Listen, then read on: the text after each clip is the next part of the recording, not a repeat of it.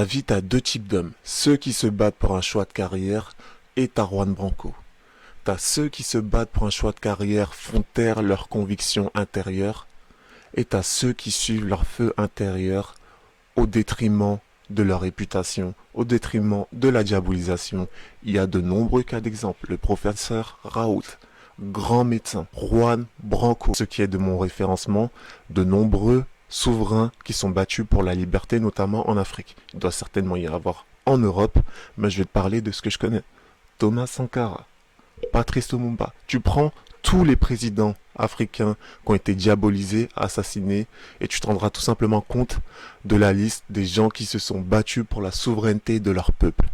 À partir de l'instant que tu comprends que sur Terre, il y a deux types d'hommes, ceux qui se taisent pour un choix de carrière parce qu'ils ont peur des pressions économiques, ils ont peur des pressions économiques, et ceux qui suivent leur feu intérieur au détriment de la diabolisation, au détriment de tous les outils que les élites bien en place qui protègent leurs intérêts financiers mettent pour pouvoir les diaboliser. On a très bien vu le cas avec l'affaire Marvel Fitness.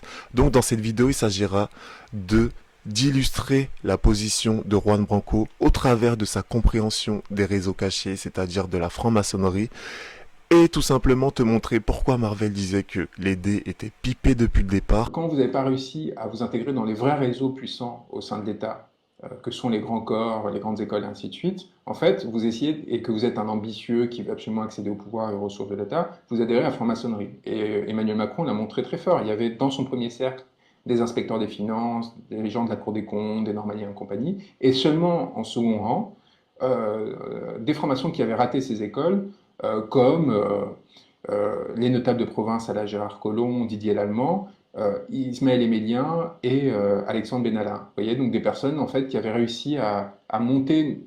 Alors ils n'arrivent jamais au plus haut de l'État, parce que le plus haut de l'État est capté par ces réseaux des grandes écoles, mais ils sont en dessous. Et moi, la seule chose que j'avais expliqué, c'est que, en fait, on parle souvent des francs-maçons et compagnie, parce qu'il y a une lutte très importante entre les catholiques et les francs-maçons au XIXe siècle, et que tous les tenants d'un catholicisme social ou d'un catholicisme d'extrême droite ont fait une fixation depuis, à cause des bulles papales qui avaient été énoncées à l'époque, mais qu'en fait, en parlant de ça, on se mettait la poutre dans l'œil en oubliant les réseaux les plus importants, ce qui ne veut pas dire qu'ils n'existent pas, par ailleurs. Vous voyez, enfin bref. Donc, typiquement, ça a été mal interprété, au point où on m'a proposé de rejoindre une loge. On m'a fait... Et tout simplement te montrer pourquoi Marvel disait que les dés étaient pipés depuis le départ. Tu veux ici, Juan Branco t'explique quoi en fait?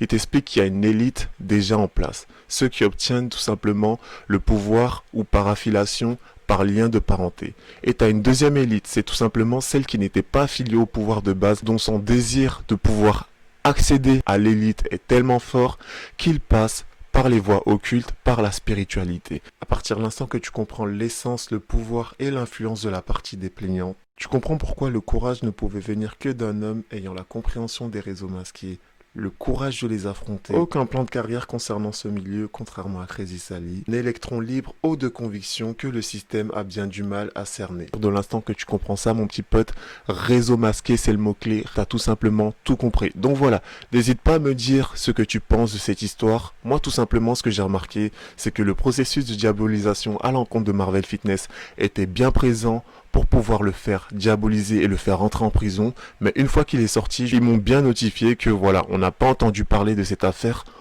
Pour l'instant, on est en train de se cacher derrière l'affaire Daval. Donc voilà, posez-vous de vraies questions. Qu'est-ce qu'ils sont réellement en train de nous cacher? Pourquoi il y a certaines choses qu'on doit tout simplement plus percevoir que d'autres? Qu'est-ce qu'ils sont en train de nous cacher? Est-ce qu'il n'y a pas des lois qui sont en train de passer pour pouvoir restreindre notre liberté d'expression? Et une fois que justement tu fais tes recherches et que tu commences à avoir les articles, je ne vais pas te les donner ici parce que énergétiquement parlant, on va essayer de dépasser cette condition. Une fois que tu comprends tout simplement la réalité du monde dans lequel on vit, il te sera beaucoup plus simple de comprendre que c'est pas parce qu'il y a des élites avec des enjeux financiers qu'ils ont forcément des aspirations saines envers le petit peuple, envers des gens comme toi et moi. À partir de l'instant que tu as compris ça, j'estime avoir fait le tour de la problématique. Sur ce, prends son temps, on prendra soin de nous, on est ensemble sur la vie, Janisco.